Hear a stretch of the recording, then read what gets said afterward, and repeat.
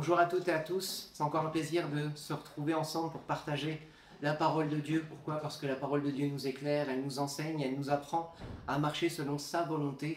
Et aujourd'hui on va parler d'un sujet, voilà le temps s'y prête, c'est les mois de congé, on va parler de repos. On va parler de repos parce que le repos dans le Seigneur, on va se rendre compte que ce n'est pas du tout le repos que le monde nous présente. Pour le monde, le repos c'est l'oisiveté. Pour le monde, le repos c'est ne rien faire, c'est se débarrasser de ses responsabilités. Et au contraire, la parole de Dieu, elle nous enseigne que l'oisiveté, elle est dangereuse. Donc le repos, c'est pas se débarrasser de ses poids, de ses responsabilités, de mettre tout à la porte et de fermer à double tour et de s'en aller. Non, le repos, on va voir que dans le Seigneur, c'est quelque chose de particulier. On va voir que dans le repos, on n'est pas forcément sans combat, on n'est pas forcément sans activité, mais ce repos, il a une dimension supérieure à celle que le monde veut bien nous donner. Et on sait que quand on veut servir le Seigneur, la vie de disciple, elle n'est pas de tout repos. Au contraire, le Seigneur ne nous a pas caché cela, il nous a dit au contraire que celui qui voulait le suivre, il devait prendre sa croix. Prendre sa croix, c'est pas tout repos. Pourtant, il dit aussi que celui qui veut le suivre, il aura du repos, trouvera du repos. Il faut charger d'un joug, mais il trouvera quand même du repos. Donc, on voit qu'il y a quand même deux idées qui semblent contraires, mais pourtant, on va le voir, on va le découvrir ensemble, que le repos du Seigneur, il est bien plus ressourçant que le repos.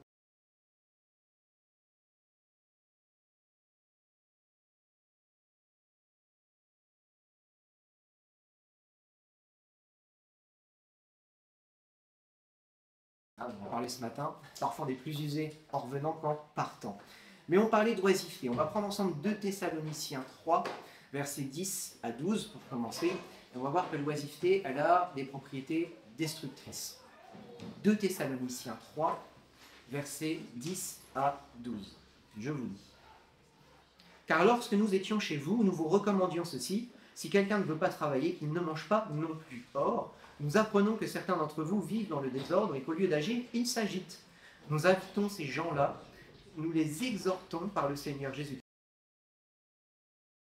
à manger leur propre pain. On voit déjà un premier effet de l'oisiveté, et quand on ne fait rien, on a du temps pour médire, de parler sur les gens et de détruire ce qui est en place. Voilà, quand on a du temps et quand on est assis sur sa chaise, c'est facile de regarder ce qui ne va pas, mais quand on ne se lève pas pour régler les choses, on a un principe quand elle doit être constructive. Or, quand on s'assoit et qu'on est oisif, on a souvent une critique qui est destructive.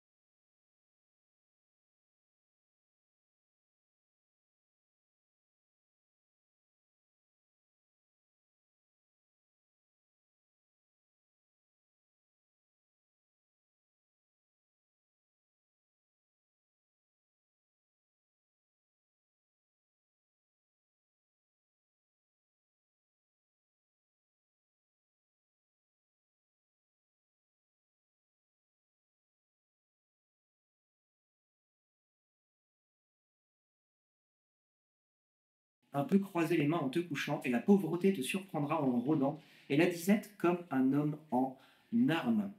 On voit aussi que l'oisiveté, elle amène la pauvreté, la ruine. Quand on est oisif, il n'y a qu'à regarder quand on a une maison, si on ne l'entretient pas, très très vite, les murs se fêlent, les tuyaux commencent à fuir, la gouttière se défait, il y a toujours quelque chose à faire dans une maison, et si on ne le fait pas, les choses s'accumulent, et ce qu'on avait possédé et acquis, bien souvent, on prix de nos efforts, est détruit. Il se détruit et il tombe en ruine. Donc voilà, l'oisiveté, on voit que ça attire la médisance, la destruction de ce que d'autres ont bâti.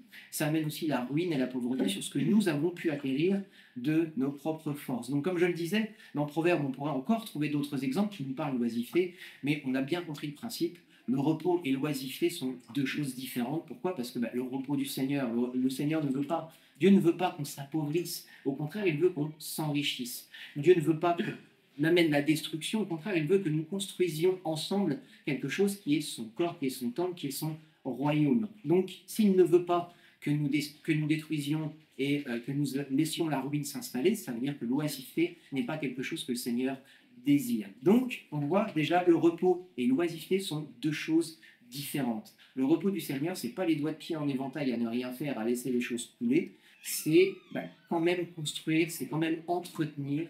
On va voir que c'est une dimension différente.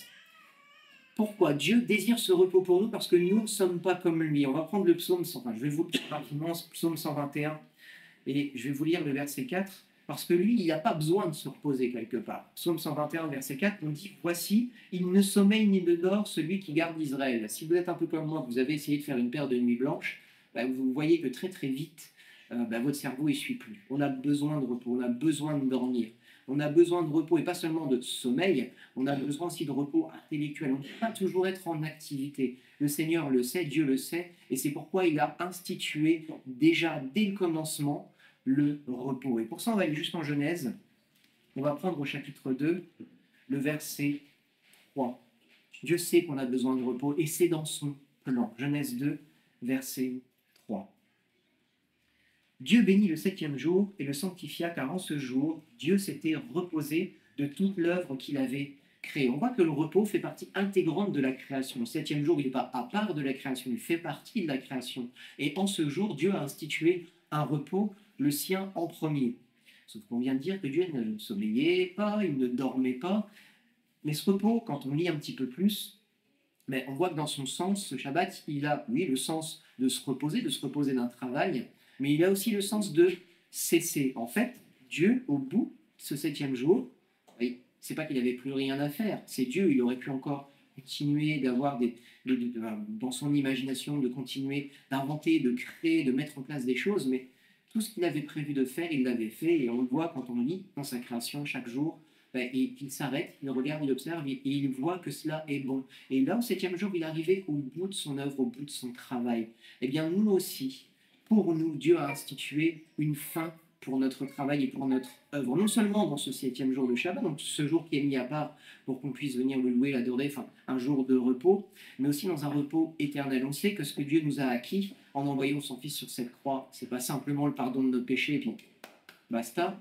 On sait que la promesse qui nous est faite, c'est l'éternité avec lui. C'est une éternité de quoi? C'est une éternité où on va aller faire des briques comme les Hébreux en Égypte. Non, c'est une éternité où on va pouvoir justement se reposer dans sa présence. Pourquoi? Parce que dans sa présence, on sera comblé de toutes choses. On n'aura plus besoin de rien. Il n'y aura plus besoin de soleil puisque c'est lui qui nous éclairera. On n'aura plus faim ni soif, il n'y aura plus de peine, il n'y aura plus de douleur puisqu'il les aura prises et qu'il les aura chassées. Mais en attendant, il a quand même prévu du repos pour nous. Et il y a une autre traduction que j'aime beaucoup, qui est celle de Shoraki de ce verset, et je vais vous la lire. Elohim achève au jour 7e son ouvrage qu'il avait fait. Il chôme le jour 7e de tout son ouvrage qu'il avait fait. Eh bien, même Dieu était inscrit à Pôle emploi. Non. On sait, le chômage, c'est une absence de travail. Dieu voulait vraiment qu'on se repose, pas simplement, voilà, c'est un jour 7e où on laisse son œuvre. On a travaillé toute la semaine, on a travaillé, on a œuvré, on l'a servi, et en ce jour 7e, il veut qu'on se repose. Mais comme je le disais, l'absence de travail ne veut pas dire l'absence de responsabilité. C'est pas un jour où il a dit, tu te lèveras le matin, peut-être, ou vers midi ou vers 14h, comme tu veux en fait, et tu ne feras rien du tout de ta journée, tu iras te coucher au soir, mais surtout, il ne faut rien faire. Non, c'est pas ça, je sais bien. Pour ceux qui ont des enfants, si vous ne faites rien, vos enfants, ils vont avoir faim le lundi matin. Ils ne vont pas vous laisser dormir, ils ne vont pas vous laisser reposer. Même vous, quelque part, vous allez peut-être avoir faim. Alors, certains ont des réserves, comme moi, donc ça passe bien, une journée de jeûne. Mais voilà, on sait qu'on aime bien manger, on aime bien se retrouver. Et surtout, on se retrouve dans la présence du Seigneur. C'est un jour qu'il a mis à part pour qu'on puisse venir le louer et l'adorer. On trouve ça en Lévitique 23, 3 et en Exode 20, verset 8. Je vais commencer par le Lévitique 23, verset 3. Lévitique 23. Si je suis en Exode, ça va pas aller. Voilà, Lévitique 23, verset 3 qui nous dit « On travaillera 6 jours, mais le 7e jour est le sabbat, le jour férié. Il y aura une sainte convocation. Vous ne ferez aucun ouvrage, c'est le sabbat de l'Éternel partout où vous habiterez. » Donc là, il leur met une couche. C'est plus qu'un conseil, c'est plus qu'une demande, c'est une convocation. Tout le monde est invité, tout le monde est convoqué, même quand on reçoit une convocation, si vous êtes convoqué au tribunal, ben, vous n'avez pas intérêt de ne pas vous y rendre, hein, ce n'est pas une invitation, c'est une convocation. Et là, c'est une simple convocation. Pourquoi? Parce que Dieu veut que son peuple se réunisse. Donc il leur dit, c'est un jour férié, vous ne ferez aucun ouvrage, parce que je veux que vous vous réunissiez ensemble pour me louer, pour m'adorer. On retrouve ça encore en Exode 20, verset 8. Exode 20, verset 8, qui nous dit, souviens-toi du jour du sabbat pour le sanctifier. Donc on voit qu'on a quand même une responsabilité en ce jour qui est mis à part. C'est pas juste un jour farnienne détente, c'est un jour qu'on doit sanctifier. Donc c'est un jour qu'on doit mettre à part pour le Seigneur, premièrement. Et c'est pour ça que le Seigneur ne veut pas que nous y travaillions. Pourquoi? Parce que si nous nous affairons à nos affaires, on n'aura pas de temps à lui consacrer. On a tous quelque part mieux à faire, entre guillemets, que de venir à l'église. On a tous quelque chose à faire, comme je le disais, à sa maison. On a tous besoin de repos aussi. On serait peut-être mieux dans son lit. Moi, ce matin, hier, voilà, on a fêté l'anniversaire d'une sœur. On n'est pas rentré si tard que ça. Pourtant, on en a jamais ensemble. Je sens quand même les heures de sommeil qui me manquent. En plus, je n'ai pas été sage en rentrant. Je n'ai pas été me coucher tout de suite. Ce matin, j'aurais peut-être été mieux à rester dormir. Mais je sais que Dieu désire ma présence ici parce que dans sa présence, justement, on reçoit plein de choses, dont le repos. Donc, ce jour mis à part, c'est pas juste une occasion de ne rien faire, c'est une occasion que le Seigneur nous donne de sanctifier ce jour pour pouvoir venir à sa rencontre. Amen. Amen. Donc cette nécessité qu'il soit consacré à l'Éternel ce jour, c'est une obligation. Mais on va voir, on va aller jusqu'en Deutéronome 5, versets 12 à 15, et on va voir que c'est même encore plus extraordinaire que ça, parce que le repos de l'Éternel n'est pas simplement pour ses enfants, il est pour toute sa création. De Deutéronome 5, versets 12 à 15. On va voir encore que c'est un jour mis à part où il ne faut pas faire d'ouvrage, pas simplement pour celui qui le connaît et qui l'adore. Deutéronome 5, versets 12 à 15. Observe le jour du sabbat pour le sanctifier, comme l'Éternel ton Dieu te l'a commandé. Tu travailleras 6 jours et tu feras tout ton ouvrage, mais le 7e jour est le sabbat de l'Éternel ton Dieu. Tu ne feras aucun ouvrage, ni toi, ni ton fils, ni ta fille, ni ton serviteur, ni ta servante, ni ton bœuf, ni ton âne, ni tout ton bétail, ni l'étranger qui réside chez toi, afin que ton serviteur et ta servante se reposent comme toi. L'Éternel a prévu du repos pour toute sa création, pour toutes ses créatures. On revient en Genèse. Il n'a pas fait juste sa création pour quelques-uns, il a fait sa création tout entière, et ce repos, il est pour sa création. Hein, on se doute bien qu'à la synagogue ne venait pas le serviteur et la servante, hein, surtout pas. Par contre, ne venait pas non plus le bœuf et l'âne, sauf pour les pauvres animaux qui étaient sacrifiés. Mais voilà, vous voyez la cacophonie, si chacun se ramenait avec tout son bétail au temple, à la synagogue. Non, ce n'était pas ça qu'il était dit. Dieu veut du repos pour toute sa création. Ce repos n'est pas une option. Ce repos est obligatoire quelque part parce qu'il sait que non seulement l'homme, son serviteur, a besoin de se reposer, mais aussi sa création, même si sa créature ne le connaît pas encore. Hein, on voit que même dans le monde, il y a quand même une obligation dans le code du travail, il y a des jours de repos. Même si tu travailles le dimanche, dans la semaine, tu as quand même un jour de repos. Pourquoi? Parce que l'homme, dans son intelligence, a quand même compris qu'on ne pouvait pas travailler de 8h du matin à 20h au soir, et ça tous les jours de la semaine, même si certains de nos politiciens veulent nous faire travailler encore plus, encore plus longtemps. C'est vrai que ça va régler tous nos soucis. Et on voit aussi des règlements dans le monde depuis que le dimanche matin, les magasins sont ouverts. Quelque part, ce repos s'étiole. On voit qu'on avance dans un monde où les gens sont de plus en plus fatigués, de plus en plus sous le poids de ce que nous demande la société. Il faut travailler de plus en plus. Étant français, la France a des dettes, donc il faut travailler pour rembourser la dette de la France. Je suis désolé, père de famille, j'ai un budget, j'essaye de le respecter, mais apparemment, l'État non. Et c'est sur nous que retombe cette pression quelque part. On nous demande de travailler de plus en plus. Les magasins sont ouverts le dimanche, mais en fait, le dimanche devient un jour comme les autres. Ce qu'a instauré Dieu, on le met de côté de plus en plus, et on voit que ça ne fait pas du bien à l'homme, au contraire. Comme je vous le disais, on voit le stress qui augmente, les fatigues, on voit des taux de suicide qui sont de plus en plus importants. Pourquoi? Parce qu'il y a une pression de plus en plus importante, un stress de plus en plus important, et des temps de repos qui sont de moins en moins importants, justement. Or, ce repos, Dieu l'a voulu depuis le départ. Et ce repos, c'est pas seulement le dimanche, on voit qu'il y a d'autres formes de repos. On voit que cet esclavage aussi que nous impose le monde, normalement, on ne devrait pas. Il y a un moment où ça devrait cesser. On trouve ça en Exode 21, verset 2. Exode 21, verset 2, qui nous dit, lorsque tu achèteras un esclave hébreu, il servira 6 années, mais la septième, il sortira libre sans rien payer. Ça veut dire que quelque part, oui, tu peux te retrouver dans des difficultés, tu peux te retrouver esclave de quelque chose, mais tu n'y seras pas à vie. À un moment, normalement, cet esclavage doit s'arrêter. Celui qui nous a libérés de l'esclavage du péché, c'est Yeshua, alléluia, c'est Jésus. Jésus nous a libérés de cet esclavage-là. Mais là, il nous est parlé, à l'époque l'esclavage avait cours, mais quelque part, quand on réfléchit, aujourd'hui, même dans notre société occidentale, on est esclave quelque part. Demain, tu veux arrêter de travailler, ok. Tu veux vivre en permaculture, dans tout ce que tu veux, dans ton petit enclos, sans rien devoir à personne, peut-être que tu y arriveras.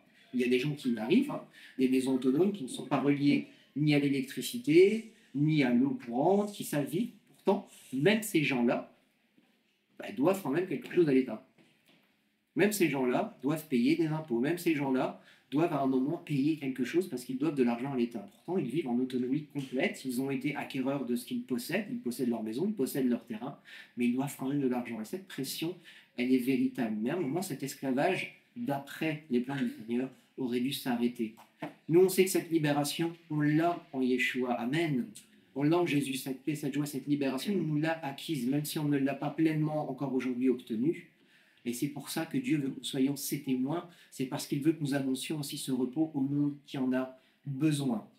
Mais comme je le disais, c'est toute sa création. Et on n'a pas encore parlé de la nature, du végétal, mais Dieu l'a aussi prévu. Si on voit en Exode 23 et qu'on lit les versets 10 et 11, Exode 23, 10 et 11, nous parle justement de cette nature qui à un moment doit prendre du repos. Exode 23, 10 et 11 nous dit « Pendant 6 années tu ensemenceras la terre et tu en recueilleras le produit. Mais la septième, tu lui donneras du répit et tu l'abandonneras à elle-même. Les pauvres de ton peuple mangeront, les animaux de la campagne mangeront ce qui restera. Tu feras de même pour ta vigne et pour ton olivier. » Là aussi, dans ce repos, la terre, si on la laisse au repos et qu'on n'y fait plus rien, ça ne devient pas un désert. On sait que malgré tout, il y a des choses qui sont, ça pousse. Et Dieu a prévu que ce qui pousse puisse nourrir ceux qui n'ont pas les moyens de se nourrir et puisse permettre aux animaux de s'épanouir. Mais on voit que même la terre, Dieu a prévu un repos pour elle. Voilà à quel point le repos est inscrit dans la création du Seigneur. Si Dieu lui-même s'est reposé à un moment, s'il a dit que ce qu'il avait créé était suffisant, était bon, et que voilà, son œuvre était terminée, hein, on se rappelle que ce mot de Shabbat a quand même un sens de cesser, à combien plus forte raison, nous aussi, à un moment, on doit avoir l'intelligence de cesser nos activités, non pas pour ne rien faire, mais pour nous tourner vers Dieu. Alors on voit que même pour cette nature, ne rien faire, ça veut dire quand même produire suffisamment pour nourrir ceux qui n'en ont pas les moyens et pour permettre aux animaux, à la nature, de continuer de vivre.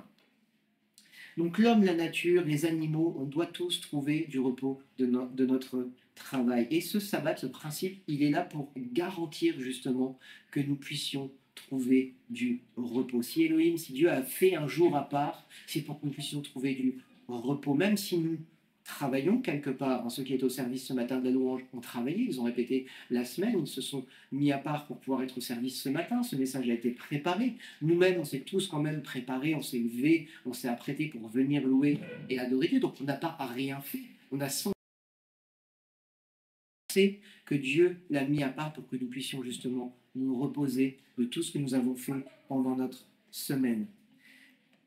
Mais malheureusement, l'homme et la religiosité a transformé ce sabbat, et on le sait, Jésus a dit que le sabbat il a d'abord été fait pour l'homme, mais malheureusement, l'homme l'a transformé et en est devenu esclave. Et on trouve ça, on le voit en Marc 3, on va lire les versets 1 à 6. Voilà. Jésus a fait quelque chose d'impensable, il a guéri quelqu'un le jour du sabbat. Il a osé travailler un jour férié. On ne viendrait pas lier de travailler un jour férié quand même. Si c'est férié, on ne va pas aller travailler. Et pourtant, Jésus, il a fait... C'est impensable pour les pharisiens de l'époque, pour les religieux. Et c'est pour ça qu'il faut faire attention, qu'il faut connaître Dieu. Je vous disais en préambule avant le culte qu'il faut d'abord avoir une relation avec le Seigneur avant de le servir. Pourquoi? Parce qu'on le sert, parce qu'on le connaît, parce qu'on l'aime et qu'on l'adore. On ne le sert pas parce qu'on veut qu'il nous aime. Pourquoi? Parce que sinon on devient esclave de service. Et même de ce repos, on peut devenir esclave. Marc 3, versets 1 à 6. Jésus entra de nouveau dans la synagogue. Il s'y trouvait un homme qui avait la main sèche. Ils observaient Jésus pour voir s'il le guérirait le jour du sabbat, afin de pouvoir l'accuser. On voit quand même jusqu'à quel point ils étaient haineux envers Jésus.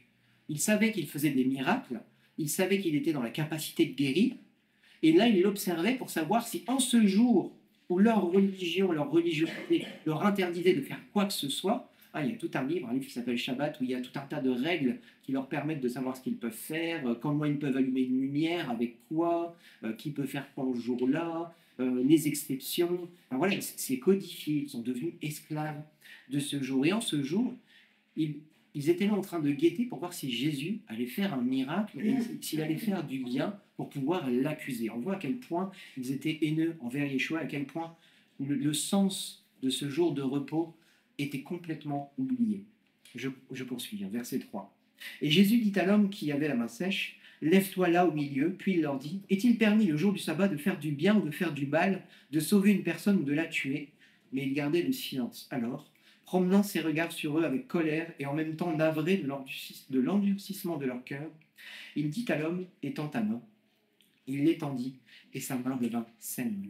Les pharisiens sortirent et se consultèrent aussitôt avec les Hérodiens sur les moyens de le faire périr.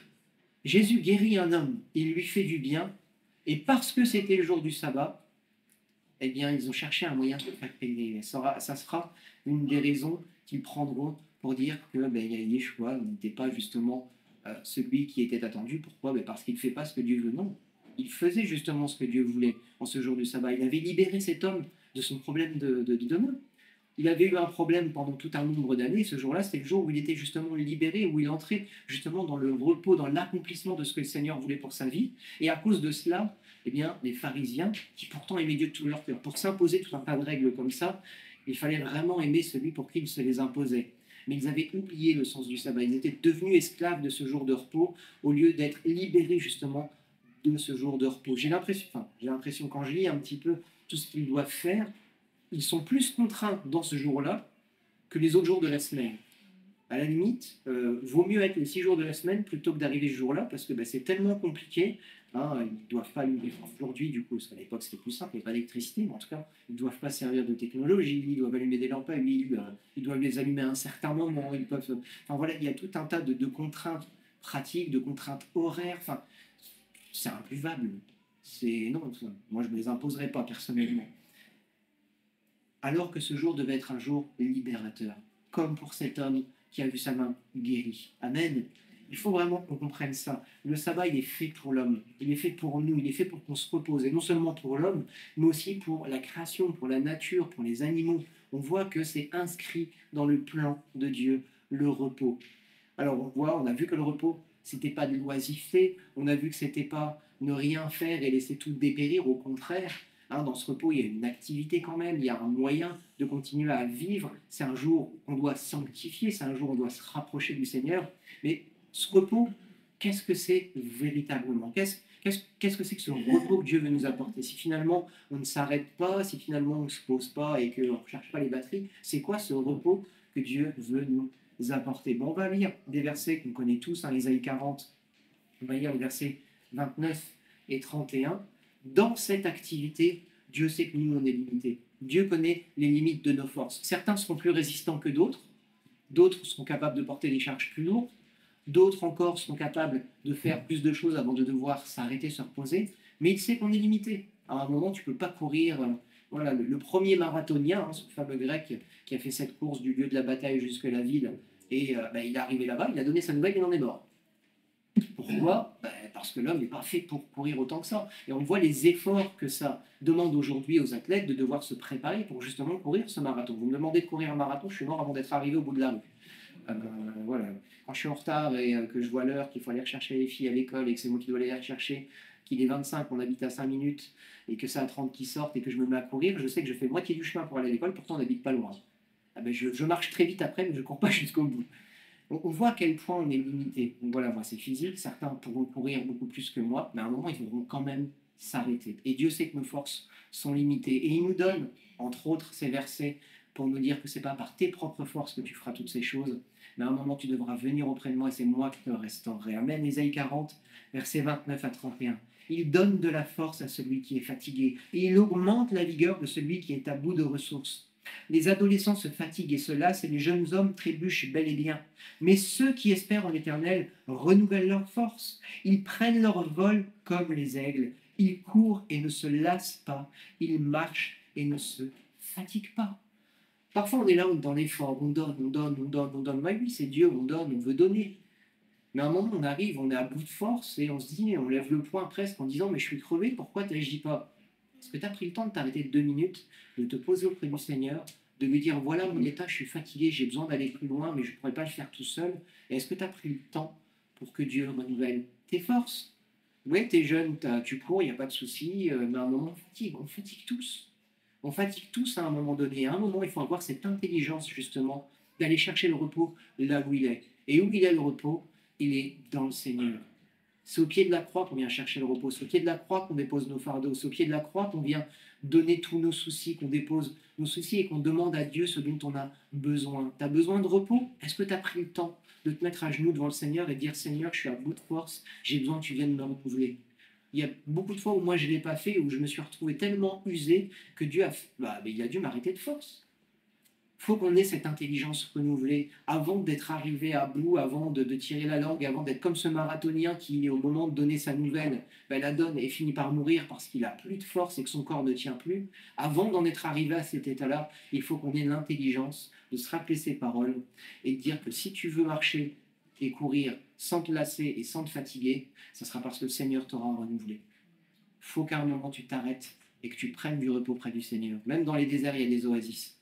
On ne traverse pas le désert comme ça non-stop. On n'est pas des chameaux, on est des êtres humains. Le chameau, il boit tout ce qu'il peut avant, il a une bosse remplie de graisse et de liquide, tranquille, lui, il traverse le désert. À la fin du désert, la bosse, elle est comme ça parce qu'il a tout usé. Et toi, tu n'as pas de bosse. Moi, j'ai un peu de gras, mais il va vite être fondu, moi, le désert. On se rappelle de ce lieu que Jacques nous parlait, je ne sais plus comment il s'appelait. Non, c'est pas la Forge.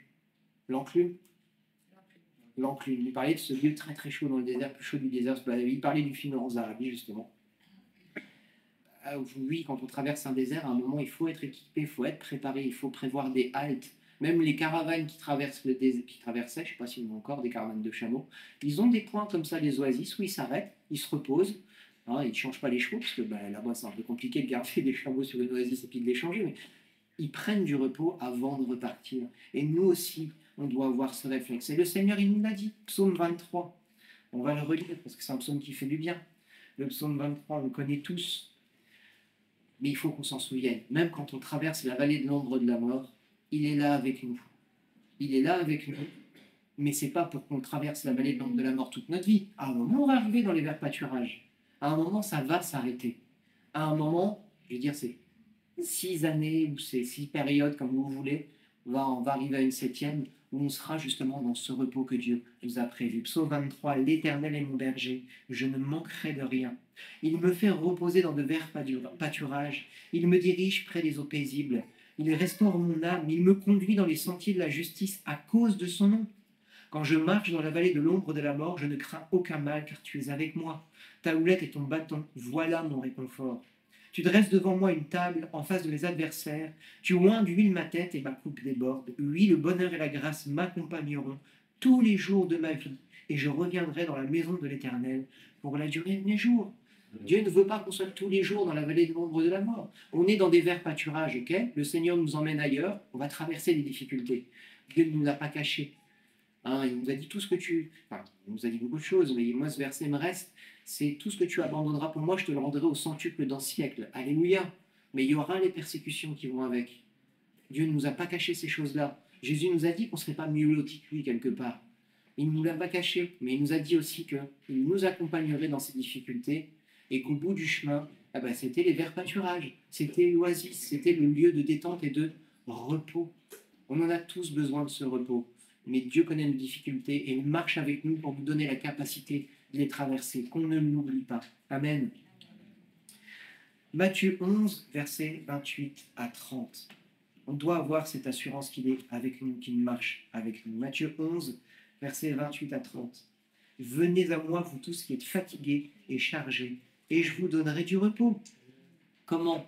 en vous laissant tranquille comme ça, en prenant vos poids. Non. Prenez mon joug sur vous et recevez mes instructions, car je suis doux et humble de cœur, et vous trouverez du repos pour vos âmes, car mon joug est aisé et mon fardeau léger. Quel est le joug que le Seigneur veut que nous portions? Celui qu'il nous a préparé, celui qu'il porte avec nous. Il nous a pas dit, voilà, porte une croix, voilà. Il nous a préparé des œuvres de toute éternité. Il sait ce dont nous sommes capables. Il ne va pas nous donner quelque chose de trop dur à supporter. Il ne va pas nous donner quelque chose qui nous ferait tomber et qui nous forcerait à abandonner la. Au contraire, s'il a vaincu sur cette croix, c'est pour nous donner la capacité justement de marcher avec lui jusqu'au bout. Mais il sait qu'on va être fatigué. Il sait qu'on va être chargé. Il sait qu'au bout d'un moment, on n'aura plus les forces d'avancer par nous-mêmes. Qu'est-ce qu'il nous dit? Ce poids, dépose-le et charge-toi du poids que moi je t'ai préparé. Quand on attelle un bœuf, enfin, aujourd'hui plus de trop, mais il y a des pays asiatiques où on le fait encore, le joug, il est prévu pour le bœuf, il est fait sur mesure. On ne donne pas un joug de bœuf à un poney. Enfin, c'est logique quelque part. Vous voyez, le petit poney comme ça, machin, avec un joug qui est 3 fois plus gros que le poney, il va faire quoi? Il va s'enfoncer, puis il ne pourra plus bouger. Mais non, le Seigneur ne nous a pas prévu ce joug-là. Il nous a prévu un joug qui était adapté à ce que nous étions capables de faire et de supporter. Le reste, on doit le déposer. Bien sûr, on va charger de tout un tas d'autres choses. La vie va s'en charger de toute façon, de nous charger justement. Vous allez avoir un travail qui va vous charger. Vous allez avoir une famille qui va vous charger, même si je ne la dénigre pas. Mais c'est un travail d'être un mari, d'être une épouse. C'est un travail d'être parent. C'est un travail de pouvoir de gérer un foyer. Donc ça aussi, ça met des charges. Ensuite, la vie va charger les petits microbes, les petits virus à droite à gauche qui vont encore vous mettre un petit peu plus de pression, vous fatiguer davantage. À un moment, le Seigneur nous dit tout ça, tu le déposes au pied de ma croix et moi je te donnerai ce qu'il faut pour accomplir toutes ces choses. Il te donnera la force pour ton travail, il te donnera la force d'être un époux, d'être une épouse, il te donnera la force d'être un père ou d'être une mère. Je sais pas ce qu'on veut dire, il te donnera la force d'être un enfant aussi. Si tu arrives à ce stade d'intelligence, de comprendre qui était le Seigneur et ce qu'il pouvait faire pour toi, il te donnera la force justement d'être un enfant qui grandit sainement. Donc, ce que le Seigneur désire, c'est qu'on s'approche de lui, sans crainte. Pourquoi? Parce que on ne sera pas jugé. Il faut qu'on n'ait plus peur. Il ne faut pas qu'on ait cette crainte. L'amour bannit la crainte. Pourquoi? Parce que la crainte présuppose un jugement.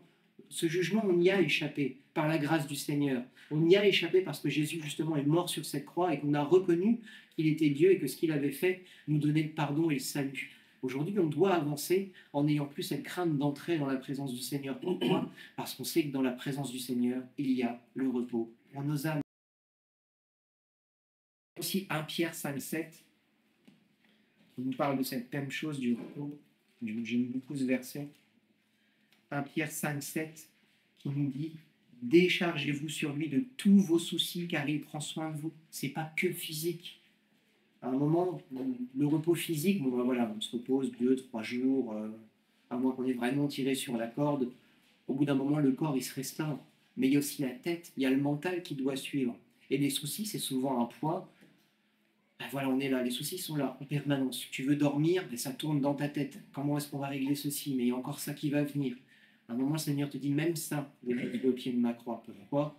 Parce que c'est pas ça, ça ne doit pas te polluer, ça ne doit pas t'empêcher justement de prendre ce repos que je t'ai prévu et préparé. Déchargez-vous sur lui de tous vos soucis. Pas d'une partie, pas juste de celui-ci. Le reste, ça m'appartient. Non, déchargez-vous de tous vos soucis. Pourquoi? Parce qu'il a tout accompli à la croix.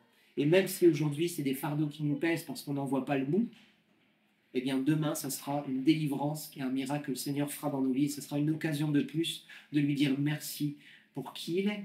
Une occasion de plus de le découvrir, une occasion de plus de voir qu'il peut faire bien au-delà de ce qu'on peut penser et imaginer. Mais si on ne se décharge pas sur lui, c'est un moment où on ne vient pas dans le secret de sa chambre et qu'on ne lui dit pas « Seigneur, j'ai ça dans ma vie qui ne va pas. Dans mon travail, ça ne va pas. Dans mon couple, ça ne va pas. Avec mes enfants, ça ne va pas. Dans ma santé, ça ne va pas. Dans mes finances, ça ne va pas. » À un moment, qu'est-ce qu'il va faire?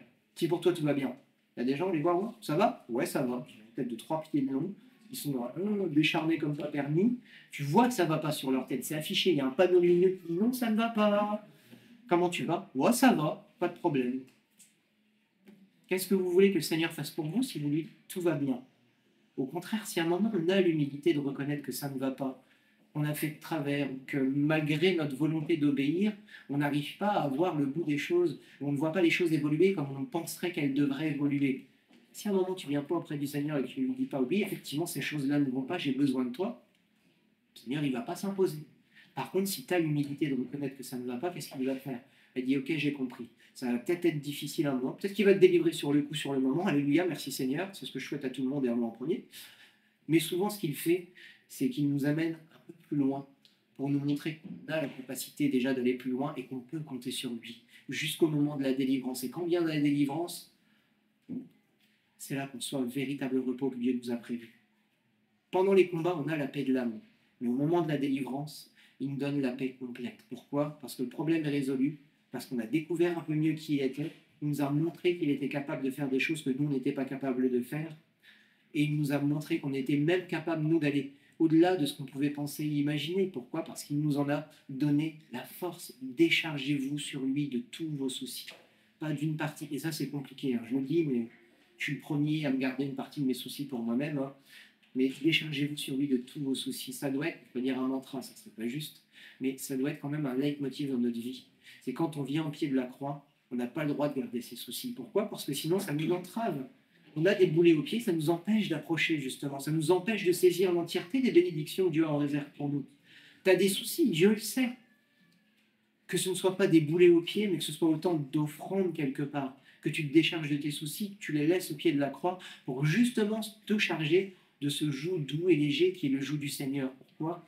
Parce qu'il est un maître qui est doux. C'est pas un maître qui est là avec un fouet, hein, c'est pas ce qu'on peut imaginer encore le maître esclave en Égypte, qui est là en train de fouetter ses esclaves, qui sont en train de tirer une pierre qui est 3 fois plus grosse, enfin 3 fois, bon, je suis 30 fois on va dire, qui est beaucoup plus grosse qu'eux. Non, Dieu n'est pas ce maître.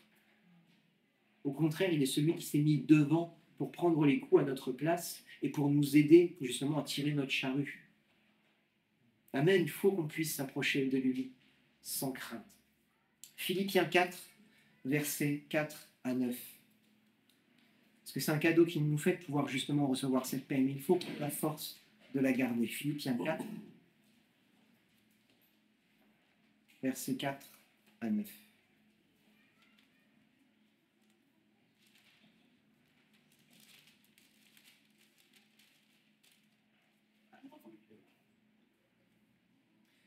Réjouissez-vous toujours dans le Seigneur, je le répète, réjouissez-vous.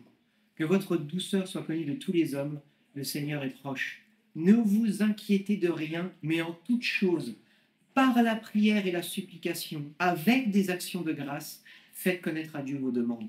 Et la paix de Dieu qui surpasse toute intelligence gardera vos cœurs et vos pensées en Christ Jésus. Au reste, frères, tout ce qui est vrai, tout ce qui est honorable, tout ce qui est juste, tout ce qui est pur, tout ce qui est aimable, tout ce qui mérite l'approbation, ce qui est vertueux et digne de louange, soit l'objet de vos pensées. Ce que vous avez appris, reçu et entendu, et ce que vous avez vu en moi, pratiquez-le, et le Dieu de paix sera avec vous. Le repos, c'est pas du farniente. Le repos, c'est pas du laisser aller. Le repos dans le Seigneur, c'est quand même de l'activité. Laquelle? Celle de se garder pur, de se mettre à part, de mettre en pratique ce qu'on sait être juste. Pourquoi? Pour bien marcher avec le Seigneur. On sait que si on ne fait pas ce qui est juste plutôt, si on ne fait pas ce qui est juste, le Seigneur ne pourra pas marcher avec nous, même si c'est son désir. Pourquoi? Parce qu'il ne supporte pas le péché. Au contraire, si on fait cet effort justement de mettre en pratique ce qu'on sait être juste, Dieu tient compte de notre ignorance. Si on ne sait pas, on ne sait pas. Dieu nous éclairera. Mais si on fait ce qu'on sait être juste, pur, vertueux, pour qu'on ait justement devant le Seigneur une bonne conscience, ben Dieu va marcher avec nous. Et puisqu'il marchera avec nous, il nous donnera sa paix et sa joie. Notre seule responsabilité, en plus de nous garder purs et mis à part, c'est de faire connaître nos besoins à Dieu. Comme je le disais, on ne peut pas se taire. Par la prière, par la supplication, en action de grâce, il faut qu'on puisse s'approcher du Seigneur et lui dire, lui montrer qu'on a besoin de lui. Le Seigneur ne s'imposera pas. Lui sait ce dont on a besoin. Il connaît toutes choses. Il connaît notre cœur, il connaît nos problèmes, il connaît même en amont les problèmes qu'on aura demain. Qu'est-ce qu'il désire, le Seigneur? C'est que dans ces problèmes, on lui fasse confiance. Qu'est-ce que c'est la foi? On l'a encore vu ce mercredi. La foi, c'est lui être fidèle. Jacques nous a rappelé que même Satan avait la foi. Pourquoi? Il connaît Dieu mieux que nous. Il connaît la parole. Donc, il connaît cette parole. Il connaît l'effet qu'elle a. Mais lui n'est pas fidèle à Dieu. Au contraire, cette parole, il veut justement en faire le contraire. Lui, il connaît Dieu, donc forcément, il a foi en lui quelque part. Il croit en Dieu, il fait même plus que croire, il le connaît. Mais il n'est pas fidèle en Dieu. Nous, on doit rester fidèle à Dieu. Si on veut justement obtenir ces arts de l'esprit qui sont la paix et la joie qu'on va avoir éternellement une fois qu'on aura quitté cette terre, ben, il faut qu'on soit fidèle à Dieu. Notre foi, elle ne peut pas se limiter à je crois en Dieu. Voilà, c'est tout. Je crois qu'il existe. Voilà, je crois qu'il existe, je crois en Jésus, donc je suis sauvé. Ah oui. Je crois en Jésus, donc voilà, je suis sauvé et ma vie, elle se résume à ça. Non, croire, c'est plus que ça. Avoir la foi, c'est être fidèle à Dieu. C'est mettre en pratique ce qu'on sait être juste. Et quand on met en pratique ce qu'on sait être juste, Dieu nous accompagne. Quand Dieu nous accompagne, alors on a la paix et la joie malgré les circonstances. Amen. C'est une promesse de Dieu. On doit avoir foi en cela. On doit marcher d'une manière qui reflète cette foi que nous avons, que Dieu marche avec nous et qu'il nous donne la paix et la joie. Les circonstances ne sont pas favorables. Oui, Dieu le sait. Il ne t'abandonnera pas quand même. On se rappelle de Pierre dans la tempête. Pierre, il sort de la barque. Moi, je suis toujours émerveillé. Souvent, on se rappelle que Pierre, à la fin, coule. Mais même quand il coule, il tend la main vers Jésus. Quand même. Il se rappelle que que Jésus est là, qu'il peut le sortir de ça. Mais quand même, quel acte de foi, quelle fidélité. De ce qu'il connaissait de Jésus, dans son intelligence humaine, rappelons-nous qu'il n'avait pas reçu l'Esprit, ils étaient autour de Jésus, ils le connaissaient d'une manière humaine quelque part. Il dit, si c'est vraiment toi, dis-moi de venir à toi et je sors de la barque. Et il a marché sur l'eau, certes, mais il a marché sur cette parole. Il a mis sa foi en action, il a été fidèle à la parole de Jésus, que Jésus lui a donnée, et il est quand même sorti de la barque et a marché sur l'eau. Et ce n'était pas des petites vagues qu'il devait y avoir. Ok, la mer de Galilée, c'est peut-être une petite mer intérieure, mais il devait quand même être dans une sacrée tempête. Et ce n'étaient pas des grands navigateurs, donc ils n'avaient pas des galions et ce que vous voulez, ils avaient des barques. Alors, ce n'était pas le canoë à deux places qu'on rame comme ça, peut-être, ok, mais c'était des barques. Et il est quand même sorti dans la tempête. Il a marché sur l'eau. Malheureusement, il s'est rappelé qu'il était dans la tempête et il a commencé à couler. Nous aussi, on doit marcher sur cette parole de foi. Nous aussi, on doit marcher sur cette parole parce que Dieu est avec nous. Il n'y a rien qui pourra se dresser contre nous. Et on doit justement prendre l'exemple de Pierre en se rappelant qu'il ne faut pas trop regarder justement aux circonstances, parce que si on regarde trop aux circonstances, on oublie l'objectif de notre vie qui est devant nous, qui est le Seigneur, qui est la paix, qui est les verts pâturages, qui est l'oasis qui nous attend, quand justement sera arrivé au bout de ce chemin qui est difficile. À un moment, il faut que les circonstances, elles passent derrière le Seigneur. Dieu veut être le premier dans notre vie, mais malheureusement, bien souvent, à cause de ce qu'on est. Moi, le premier, j'ai une chair, je dois manger, j'ai des soucis, j'ai des problèmes. Les circonstances, elles prennent la première place que Dieu devrait avoir. Et quand les circonstances prennent la première place, le repos que Dieu nous promet, il est bien loin. Pourquoi? Parce qu'on gamberge, parce qu'on a des idées, parce que on n'est pas tranquille. On peut être fatigué physiquement, mais ça, encore une fois, avec un peu de repos, ça passe. Le pire, c'est les pensées. Pourquoi est-ce que les pensées ne nous laissent jamais tranquilles? Tu veux te coucher le soir, c'est le moment où ton cerveau, où ton âme, elle te rappelle tout ce qui ne va pas dans ta vie, et tout ce qu'il devrait faire, et tout ce que tu as à faire, et tout ce que tu n'es pas capable de faire. Il y en a un qui est là, qui nous souffle à notre oreille tout ce qu'on n'est pas capable de faire. À un moment, il faut qu'on prenne l'autorité sur tout ça, qu'on dise non, puisque mon Dieu est avec moi, puisque je marche avec lui, il n'y a rien qui pourra se dresser contre moi. Et il n'y a qu'à ce moment-là que la paix, elle peut venir et qu'on peut justement rentrer dans le repos. Mais c'est un combat. Le Seigneur ne nous a pas promis qu'on serait les doigts de pied en éventail. Non, il nous a dit, ok, tu vas être dans les difficultés, mais je serai avec toi, je marcherai avec toi. Amen. Il faut qu'on ait cette communion. Jean 14, versets 22 à 27. Et cette communion ne peut se faire qu'au travers de l'obéissance. Jean 14, versets 22 à 27. Jude, non pas Iscariote, lui dit, Seigneur, comment se fait-il que tu doives te manifester à nous et non au monde? Jésus lui répondit, si quelqu'un m'aime, il gardera ma parole et mon Père l'aimera. Nous viendrons vers lui et nous ferons notre demeure chez lui. Celui qui ne m'aime pas ne garde pas mes paroles, et la parole que vous entendez n'est pas de moi, mais du Père qui m'a envoyé. Je vous ai parlé de cela pendant que je demeure auprès de vous, mais le Consolateur, le Saint-Esprit que le Père enverra en mon nom, c'est lui qui vous enseignera toutes choses et vous rappellera tout ce que moi je vous ai dit. Je vous laisse la paix, je vous donne ma paix.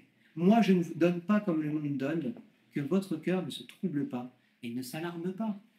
Une fois qu'on a rencontré le Seigneur, qu'on l'a connu, notre responsabilité, comme je vous le disais, c'est d'avoir une relation avec lui. Et plus on va le connaître, moins on va être troublé par les circonstances. Je n'ai pas dit qu'on serait plus troublé, mais moins on sera troublé par les circonstances.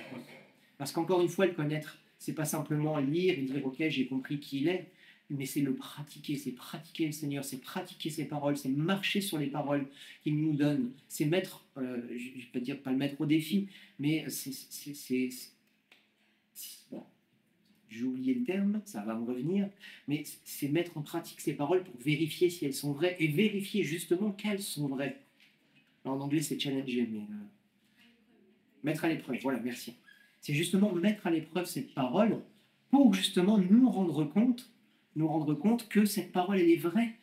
Si à un moment, bah, ouais, c'est bien d'aller, on retourne au scolaire, tu lis des formules de maths, ok, on te dit qu'en physique, bah, telle formule, ça va donner tel résultat, ok. Si tu ne pratiques pas, tu ne sais pas que c'est vrai. C'est quoi le propre de l'expérience, justement? C'est de se dire, en théorie, ça marche, et l'expérimentation, c'est ben, voir si véritablement ça marche. Moi, quand je bricole, en théorie, ça marche. Généralement, ça ne marche pas bien en pratique. Moi, parce que je ne suis pas bricoleux, donc je préfère encore bricoler avec des gens qui savent ce qu'ils font. Mais avec le Seigneur, il sait ce qu'il fait. Le Seigneur, s'il nous a donné un mode d'emploi, si tu le mets en pratique, ça va marcher. Je n'ai pas dit que ce serait facile. Hein, il y a peut-être, on prend le mode d'emploi Ikea, tu as des meubles que tu montes, il y a 10 étapes, ça marche bien, tu en as pour une demi-heure à deux, une heure tout seul. Hein, puis il y a des meubles, ben ouais, tu as 5 pages, tu as peut-être une cinquantaine d'étapes. Si tu n'es pas à deux, tu ne peux pas le faire. Ben, la parole de Dieu, c'est un peu ça. Au départ, il y a des choses qui sont simples à mettre en œuvre en pratique. Ça nous donne une fondation solide pour continuer d'avancer. Mais au bout d'un moment, il y a des sacrés prix à payer quand même. Mais on sait qu'au bout de ces prix, parce qu'on marche avec le Seigneur, il y a justement le repos. Il y a justement la foi mise en pratique qui augmente à force de persévérance et qui nous permet de découvrir le Seigneur. Mais au bout du chemin, il y a toujours le repos. Il y a l'épreuve, il y a le repos. Pourquoi? Parce que c'est dans le plan du Seigneur. Le Seigneur ne nous abandonne pas. Le Seigneur ne nous fait pas trimer toute une vie juste comme ça pour son bon plaisir. C'est pas un esclavagiste, Dieu. Même s'il y a des difficultés, même s'il y a un chemin qui est difficile, même si la majorité de notre vie, ça va être l'épreuve, ça va être la difficulté, ça va être la marche, au bout de cette vie, il y a le repos. Autant au bout de notre semaine qu'au bout de notre vie complète avec le Seigneur. Au bout de l'épreuve, il y a toujours le repos. Après l'orage, il y a toujours le beau temps. Alors, ça fait un peu Maxime du monde, mais c'est vrai quelque part. Dans nos difficultés, à un moment, nos difficultés, elles s'arrêtent. À un moment, le Seigneur nous délivre. Mais si on n'a pas la foi qu'il va venir nous délivrer et qu'on compte sur ses propres moyens, on sera toujours dans la panade. On aura peut-être une délivrance, mais qui sera temporaire, qui ne sera pas véritable. Et on n'aura pas justement cette paix qu'on désire dans le cœur. Parce que c'est cette œuvre merveilleuse que Dieu fait dans nos cœurs, c'est qu'il nous donne la paix, justement. Au bout de l'épreuve, quand c'est lui qui nous a délivrés, on sait que c'est fini. On est en paix, on est tranquille. Ça, c'est derrière nous. On a un temps de repos avant la prochaine. Il y a la prochaine épreuve, on va peut-être pas partir défaitiste, mais avant de se remettre en marche. On sait qu'il va y en avoir des épreuves. Des fois, ça fait du bien de se poser. Ça fait du bien d'être à l'oasis. Et ce repos, Dieu nous l'a prévu. Alors, c'est pas toujours justement dans la détente. C'est souvent dans l'action, c'est souvent dans la marche, c'est souvent dans l'épreuve qu'on reçoit ce repos, cette paix et cette joie surnaturelle que Dieu veut nous donner. C'est souvent dans l'épreuve qu'on la reçoit, mais elle est toujours là. Pourquoi? Parce que Dieu est fidèle. On va terminer en lisant Hébreux 4. On va lire les versets 7 à 10. Et moi me font toujours du bien, donc on va le lire ensemble. Hébreux 4, versets 7 à 10. Dieu fixe de nouveau un jour, aujourd'hui, en disant bien longtemps après par la bouche de David, comme il a été dit plus haut, aujourd'hui, si vous entendez sa voix, n'endurcissez pas vos cœurs. En effet, si Josué leur avait donné le repos, Dieu ne parlerait pas après cela d'un autre jour. Il reste donc un repos de sabbat pour le peuple de Dieu, car celui qui entre dans le repos de Dieu se repose aussi de ses œuvres, comme Dieu se repose des siennes. À un moment, on aura fait tout ce que Dieu nous aura demandé de faire. Et on le rejoindra.